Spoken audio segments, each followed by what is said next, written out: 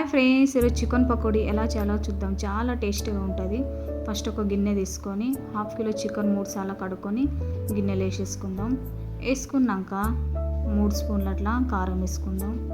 వేసుకున్న తర్వాత 1 spoon salt వేసుకుందాం. వేసుకున్నాక కొంచెం పసుపు వేసుకుందాం.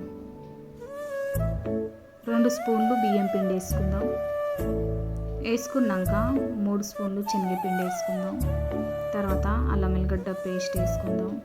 వేసుకున్నాక పచ్చిమిర్చి, కొత్తిమీర, కరివేపాకు వేసుకుందాం.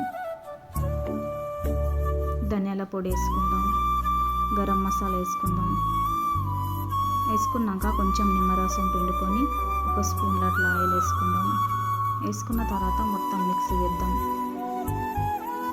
చేసినాక కొంచెం ఫుడ్ కలర్ వేసుకుందాం. కొంచెం వాటర్ వేసుకొని మొత్తం కలిపేసుకొని పక్కన పెట్టేసుకుందాం. 1 గంట సేపు ఒక కడాయి పెట్టుకొని డీప్ ఫ్రైకి ఆయిల్ వేసుకుందాం. ఆయిల్ వేడి అయినాక చికెన్ వేసేసుకుందాం. వేసుకున్నాక గోల్డెన్ కలర్ వచ్చినాక మనం ప్లేట్లకు తీసేసుకుందాం. ఫ్రెండ్స్, ఈ రెసిపీ నచ్చితే లైక్ చేయండి, షేర్ చేయండి, సబ్స్క్రైబ్ చేసుకోండి. ఓకేనా ఫ్రెండ్స్, బాయ్.